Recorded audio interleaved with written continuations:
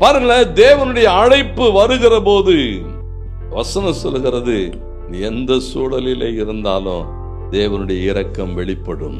எந்த சூழலிலும் எந்த இடத்திலும் தேவனுடைய எதிர்பார்ப்பு என்னன்னா, யாக்கோபே நான் அழைத்திருக்கிற இஸ்ரவேலே, கொஞ்சம் என் கூப்பிடுகிற சத்தத்தை கவனி, சத்தத்துக்கு செவி கொடு.